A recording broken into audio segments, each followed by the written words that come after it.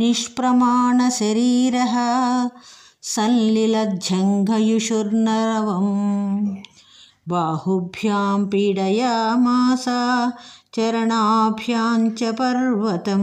సముద్రాన్ని దాటాలని నిర్ణయించుకున్నటువంటి హనుమంతుడు దేహాన్ని చాలా పెద్దగా పెంచి చేతులతోనూ పాదములతోనూ పర్వతమును నొక్కిపెట్టెను. సచలాచలచ్ఛాపి ముహూర్తం కపిపీడితః తరుణాం పుష్పితాగ్రాణాం సర్వం పుష్పమశాతయత్. ఈ విధంగా హనుమంతుడు పీడింపగా ఆ పర్వతము ఒక్క క్షణం ఊగిపోయింది. పూసిన చెట్ట చివర ఉన్నటువంటి పుష్పాలన్నీ నేల మీదకి రాలిపోయాయి. తేన పాదపముక్తేన పుష్పౌఘేన సుగంధినా సర్వతః సంవృతః శైలో బభౌ పుష్పమయో యథా. వృక్షముల నుండి రాలిన పరిమళ పుష్పాలతో ఆ మహేంద్ర పర్వతము కప్పబడి పుష్పాల కొండలాగా ప్రకాశించింది. తేన చోత్తమ వీర్యేణ పీడ్యమానః స పర్వతః సలిలం సంప్రసుప్స్రావ మదం మత్త ఇవ ద్విపః. గొప్ప పరాక్రమవంతుడైన ఆ హనుమంతునిచే పీడించబడుటచే ఆ మహేంద్ర పర్వతము మదించిన ఏనుగు మదోదకమును కార్చినట్లు జలమును స్రవించెను. పీడ్యమానస్తు బలినా మహేంద్రస్తేన పర్వతః ప్రీతిర్నిర్వర్తయామాస కాంచనాంజన రాజతీః.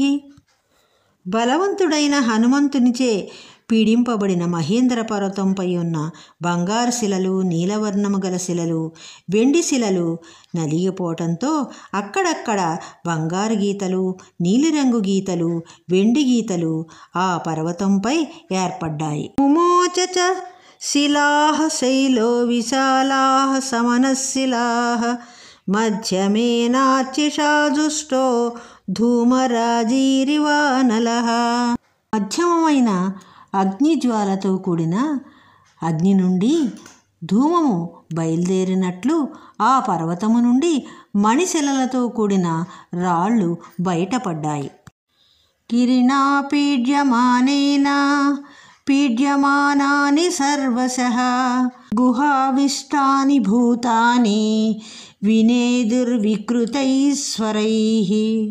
మహేంద్ర పర్వతము పీడించబడినప్పుడు దాని గుహలో నివసించేటువంటి ప్రాణులన్నీ నలిగిపోయాయి.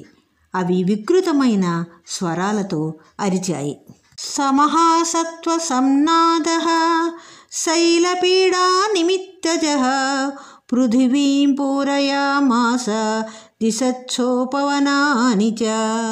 పెద్ద పెద్ద ప్రాణులు పర్వతం నలిగిపోవటంతో అవి చేసిన శబ్దాలకి భూమి, దిక్కులు, సమీపంలో ఉన్నటువంటి అడవులన్నిటినీ ప్రతిధ్వనింపచేసింది.